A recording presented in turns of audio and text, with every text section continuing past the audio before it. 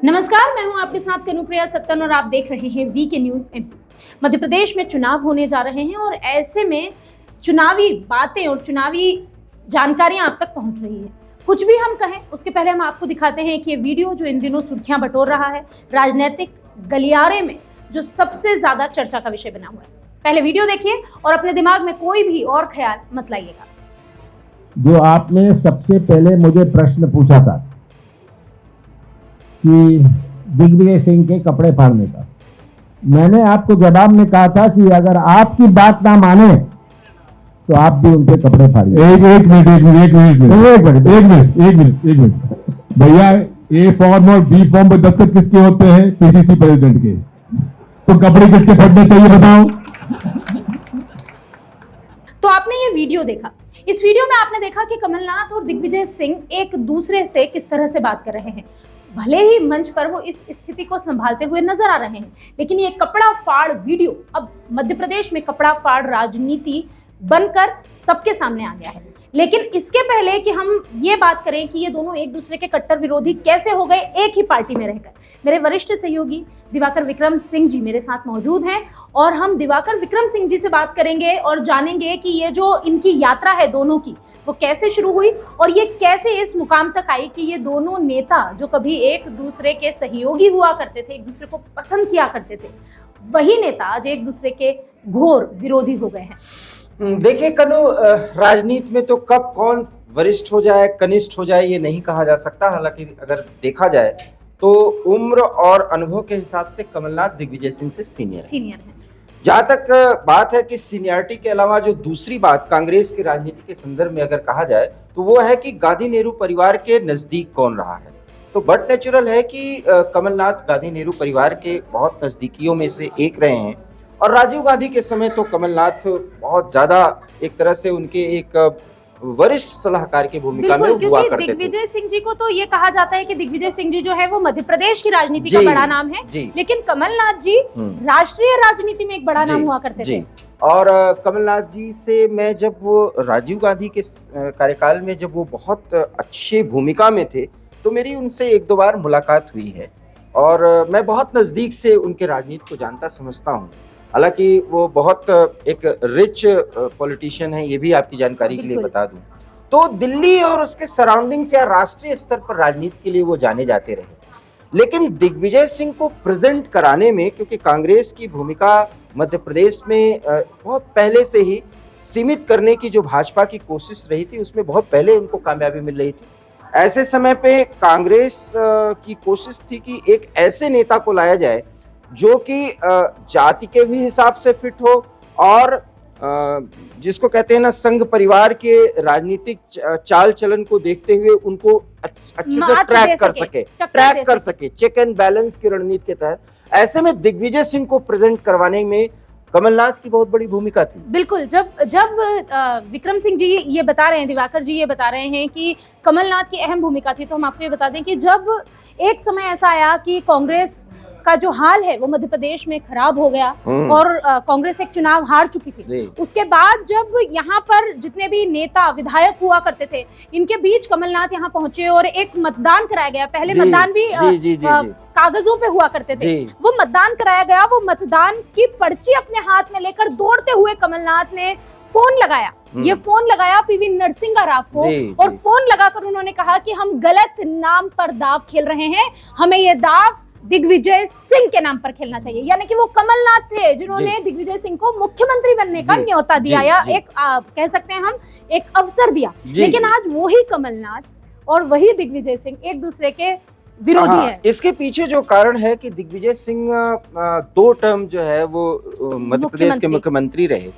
पहले टर्म में उन्होंने कांग्रेसी अंदाज में और कमलनाथ जैसे नेता थे उनके ऑरा के तहत काम किया। जब दूसरे टर्म में आए तो इतने सिद्धस्त हो चुके थे कि फिर वो अपने हिसाब से निर्णय लेने लगे थे और उस निर्णय लेने में जो जातिवाद की राजनीति जो मध्य प्रदेश में जिस स्तर पर भी प्रभावी होती है, दिग्गी राजा उसमें सेट हो गए थे और फिर कमलनाथ का ऑरा वो नीचे चला गया था।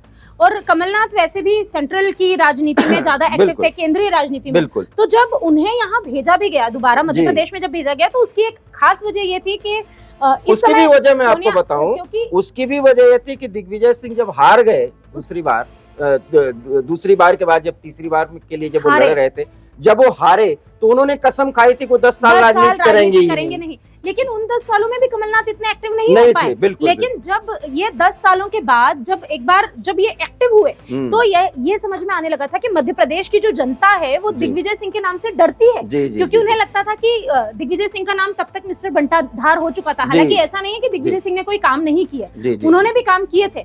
पर ये बात भी बिल्कुल सही है कि उनके राज्य में मध्य प्रदेश का उतना विकास नहीं हुआ जितना होना चाहिए था, होना जिसके चाहिए। चलते मध्य प्रदेश की जनता उनसे खासी नाराज थी। और जी। यही एक वजह है कि हेलीकॉप्टर से कमलनाथ को मध्य प्रदेश में लैंड कराया गया जी, जी। और दिग्विजय सिंह और कमलनाथ की ये लड़ाई जारी हुई। और इस पे एक बहुत बड़ी बात है जिसको शायद आपको नोट डाउन करना चाहिए, हालांकि मध्य प्रदेश की राजनीति को आप बेहतर समझती हैं।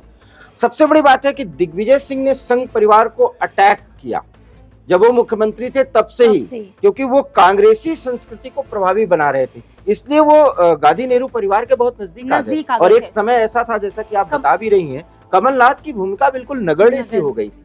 लेकिन कमलनाथ को जब भेजा गया तो दिग्विजय सिंह के ठीक उलट उन्होंने, और वहीं से एक अपोनेंट की भूमिका में दोनों आ गए। और एक और वजह है कि अब दोनों के बेटे जो हैं वो बड़े हो रहे हैं, दोनों की अपनी अपनी महत्वाकांक्षा है। एक चाहता है कि नकुल नाथ जो है वो कल मुख्यमंत्री पद का संभाले, वहीं अगर हम दिग्विजय सिंह की बात करें तो वो भी अपने बेटे के लिए चाहते हैं। और दिग्विजय सिंह के जब हम बैकग्राउंड की बात करते हैं तो वो सामंती रियासत से आते हैं। और राघवगढ़ से उनका नाता है, वो वहाँ की रियासत के राजा है। आज भी उन्हें राजा कहा जाता है, राजा जी ही कहा जाता है। लेकिन सबसे अहम बात जिसके बारे में हम कह सकते हैं कि दिग्विजय सिंह जब एक बार चुनाव भी हारे थे तो वो काफी डिप्रेशन में चले गए थे। उनको ये हार डाइजेस्ट करना मुश्किल हो रहा था, क्योंकि वो इसके पहले उन्होंने कभी हार का सामना ही नहीं किया था। जी, जी, जी। अगर विक्रम सर हम इस बारे में बात करें कि कांग्रेस में जो इतने उलटफेर हुए, आज कमलनाथ और दिग्विजय सिंह में जिस तरह की बातें चल रही है, जिस तरह की चर्चाएं चल रही है, इसके पहले की जो कांग्रेस थी जिसने कभी एक होकर काम किया था, तो उसमें फूट पड़ने की क्या मुख्य वजह सिर्फ बच्चों का करियर है? जैसे कि एक बहुत अहम सवाल आप पूछ रही हैं, मैं इसको और अच्छे से सम अप करने की कोशिश करूंगा। यही एक वो अंतर है जो भारतीय जनता पार्टी के और मोदी और शाह के समय के राजनीति में, ये एक अंतर है। देखिए, दिग्विजय और कमलनाथ बदली हुई परिस्थितियों में दोनों बराबरी के स्तर पे नेता हैं, और दोनों गांधी नेहरू परिवार के समय समय पर नजदीकी रहे हैं, और आज भी हैं। दिग्विजय सिंह का थोड़ा सा कद घटा है, लेकिन मैं एक बात जरूर कहना चाहता हूं कि दो बराबर के स्तर के नेता अगर पार्टी लाइन पर आकर के जो निर्देश हो, क्या निर्देश सही है गलत है ये अलग बात है, उस पर काम करें, तो ये अभी भी कांग्रेस में नहीं हो पा रहा है। आपकी जानकारी के लिए मैं बता दूं कि कमलनाथ इस समय जो चाह रहे हैं वो हो रहा है। इवन कि राहुल को भी कितनी रैली करनी है, किस मुद्दे पर कितना बोलना है, ये भी सानुरोध जो है वो कमलनाथ कह रहे हैं। क्योंकि इसे ऐसे भी समझ सकते हैं कि दिग्विजय सिंह के पास ये पावर ऑफ अटॉर्नी नहीं है कि वो ये कह सकें कि भाई मेरा बेटा घोषणा करेगा मेरी सीटों की, लेकिन कमलनाथ ये कह सकते हैं। हम आपको ये वीडियो एक बार फिर से दिखाते हैं। वैसे हम वीके न्यूज मध्य प्रदेश पे ये वीडियो आपके साथ पहले भी साझा कर चुके हैं, पहले आप एक बार ये वीडियो देखिए। छिंदवाड़ा की घोषणा नकुल करेंगे, छिंदवाड़ा में है वो करेंगे वहां से। मैं नहीं, छिंदवाड़ा की टिकटों की घोषणा सबसे पहले छिंदवाड़ा में होगी, तब दिल्ली से। छिंदवाड़ा के 6 सीटों की घोषणा मैं करूंगा। तो मैं आपको बताना चाहता हूं कि कांग्रेस पार्टी की ओर से मेरे छोटे भाई नीलेश दोबारा से कांग्रेस के प्रत्याशी होंगे। देखिए, फिर मैं कह रहा हूं, जैसा कि इस वीडियो में देखा जा रहा है, अपने अपने संतानों को प्रेजेंट करने की एक मुहिम सी है। राहुल गांधी इस मुद्दे पर घेरे भी जा सकते हैं। राहुल गांधी कहते भी ना कि अमित शाह बताए ना कि उनका लड़का क्या कर रहा है। क्योंकि देखिए, दिग्विजय सिंह हुए, कमलनाथ हुए, या कोई भी बड़ा नेता हुआ, वो अपने बच्चे के लिए सोचता है।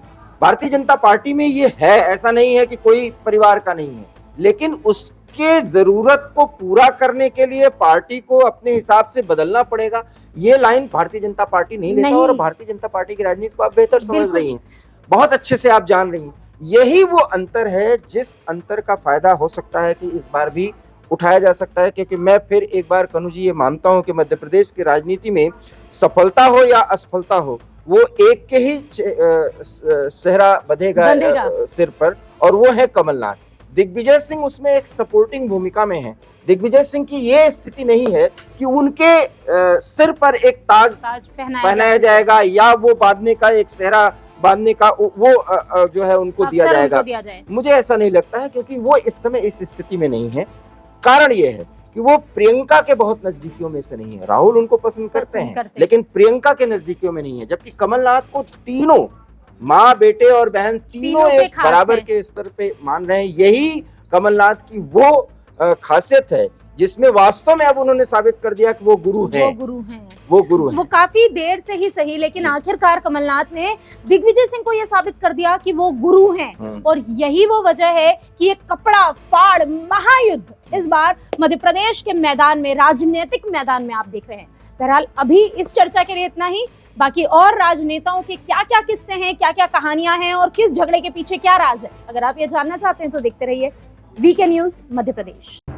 VK news Madhya Pradesh, Chhattisgarh. दिल बोलेगा, देश सुनेगा।